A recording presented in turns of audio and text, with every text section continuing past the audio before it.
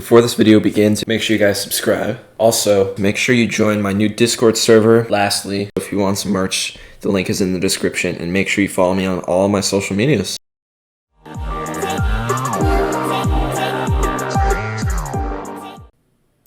Yo, what's up guys? It's Nick from Big Ends Gaming and welcome to the final MLB The Show 20 video. My goodness, what a year. This was by far my best year, YouTube-wise, MLB The Show-wise, just everything. It was such a good year. You know, the game was awesome. It really unified us during quarantine, that's for sure. But yeah, even though the game, we all know it has its flaws in gameplay, but I mean, let's just all take a moment to appreciate how great this game was. So yeah, this is the last MLB The Show 20 video going up on my channel, unless I do some sort of throwback video in the future. So yeah, today is going to be the last top 10 video for MLB The Show 20, and we're going to be ranking the top 10 players in Diamond Dynasty. Last year, I did this exact series, but I didn't do the top 10 players. I just did the top 10 at each position. Well, in the last video of the series, we did the last position, relief pitchers and closers, and today we're doing the top 10 players in Diamond Dynasty.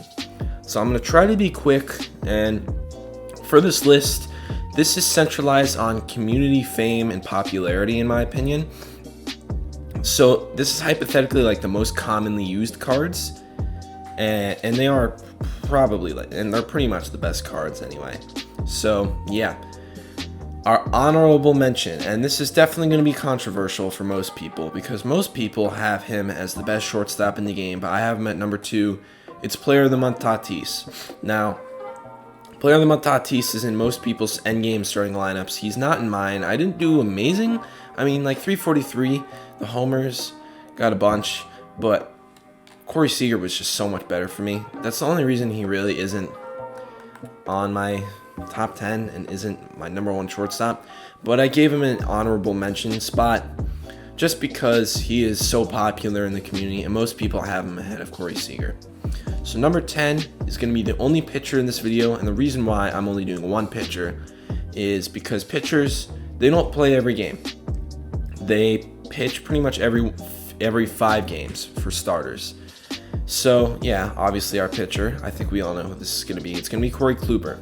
Now, Corey Kluber, like I said in my top 10 starting pitchers video, he is by far the number 1 starting pitcher in this game. He was used from start to finish in most people's lineups. He was in the level 80 pack. But yeah, sinker, slurve, cutter, four-seam changeup, just a great card. Great control, great break, good per nines. This card is just very good. And he was in pretty much everyone's rotation for the majority of the year. So he's going to be our number 10 player. Now, for the rest of the players, they're all going to be hitters. Number 9 is going to be Corey Seager. And most people are going to swap Corey Seager with Tatis, like I said earlier when I was going over Tatis. But I like this card a lot more than Tatis. He's a better hitter. He, fielding-wise, is a little worse. Yeah, he's a little worse fielding-wise. The arm, he isn't really that good. But hitting-wise, I prefer this card. And Corey Seager, he's just a shortstop who hits absolute bombs. He has inverse splits. So basically what that means is he hits the same arm better than he does against his opposite arm, if you get what I'm saying. So in simpler terms, it's when a lefty hits lefties better than righties. And he does with this card. 120, 122 versus lefties, 118, 113 versus righties. Still a great serviceable fielder. He's gold at 3 positions. So yeah, Corey Seager, number 9. He was also in a free program too. So he was completely free to get to, which is very nice. So Corey Seager, number 9. Number 8 is actually going to be someone on my bench, and you're going to see someone else from my bench be listed in this video. Ken Griffey Jr. Now, Ken Griffey Jr. I did not use as much as other guys, and don't be shocked by those stats. I used him in like an event that was dominated by lefty hitters. So yeah, Ken Griffey Jr. 124, 125 versus righties. It really doesn't get better besides one attribute point against righties. 99, 109 versus lefties. Still pretty good. It's Ken Griffey Jr. He's going to be a 5-tool player for you. And he does. He has the arm strength at 94, the fielding at 96, and 95 reaction. With an accurate arm with 90. He also has the speed at 85, and as I said earlier, he can hit for contact and power. This is just overall one of the best cards in the game, and it's just your preference between him and some other outfielders that I'm gonna list later. So yeah, Ken Griffey Jr. number 8. Number 7, I'm putting him in a secondary position as of now, and it's Cody Ballinger. Now he was sort of late in the cycle, and he was in the, I don't remember which event it was called, but he was in one of those events in like November. But if you look at his stats, 116, 119 versus righties, very good. 98, 125 versus lefties, very good. 112 vision, 125 discipline, 105 clutch, very good. Plays 4 spots. 90 fielding, 99 arm strength, 87 arm accuracy, 92 reaction, very good. 83 speed, pretty good. This card is also a 5-tool player. So Cody Ballinger, right? This is a classic from last year, MLB The Show 19. So when he came out, everyone was super stoked because this was one of the best cards in the game last year. So everybody wanted him to come back as a classic card, and he did. And he didn't change at all. He's still very good. So Cody Ballinger is going to be number 7. Number 6, we're going to go to third base. We're going to go to Manny Machado. Now, I'm going to show you his regular card because you can't use prestiges in this because that's an unfair advantage, just like the Astros in 2017. I'm sorry, it just came to my head after I said unfair advantage, and I just had to say it. But Manny Machado, 99 overall, finest, one of the best finest cards in this game. I think he is top 3. But he is by far miles ahead of every single third baseman in this game. 109, 111 versus righties, 116, 120 versus lefties. Really good. 105, 101, 125 for vision, discipline, clutch. Very good. The fielding, 96 fielding, 99 arm, 97 reaction. Very good. And when you put him at first and short, he stays diamond. That is so good. The only thing this card doesn't really have is speed, and you don't need it because he's in the infield. So, Manny Machado, super good card. Hits so well with his normal card. Hits so well with his prestige. And when you get to his prestige, he gets 99 fielding, 99 arm strength, 99 reaction. That's pretty sick.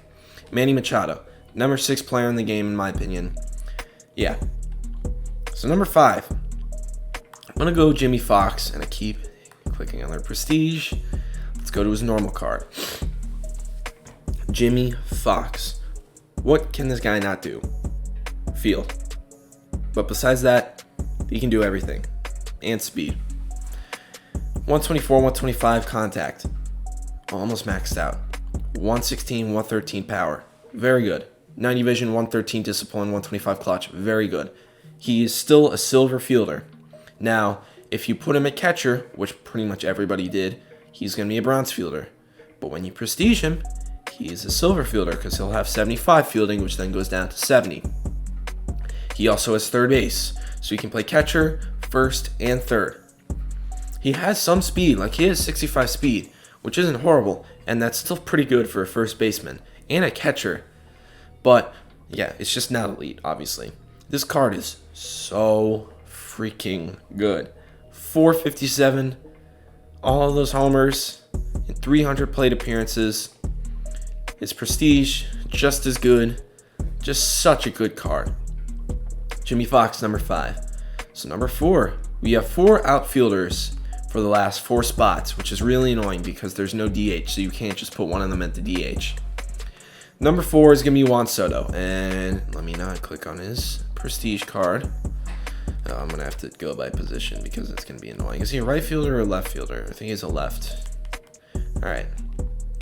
Juan Soto. There we go. He is the best hitting card in this game. It's the truth. He is. Now, if his fielding was gold, and his arm was better, and his speed was better, I would probably put him at number 1. Now, they aren't.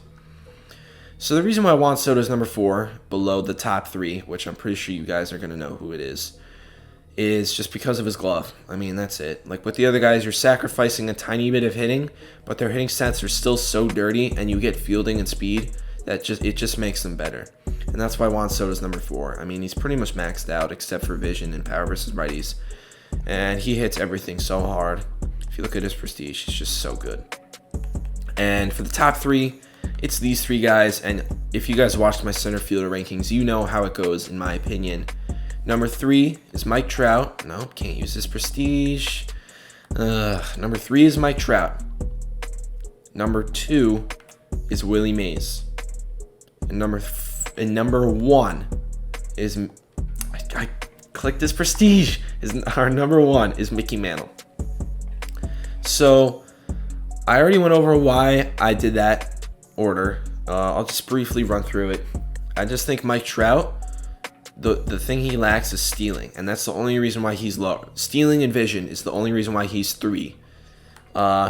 Willie Mays and Mickey Mantle, the differences between these 2 cards, Willie Mays has better fielding. Mickey Mantle has better speed and stealing, and he's a switch hitter. I'm taking the switch hitter and better speed and stealing over Willie Mays. That's literally it. So yeah, that is going to be it for this video. This is sort of giving me chills because this is the last time I'll ever be finishing a video for MLB The Show 20 as we move on to MLB The Show 21 this Friday. So yeah, that is going to be it for this video. Thank you guys for such an amazing year. See you guys in the next one. Peace.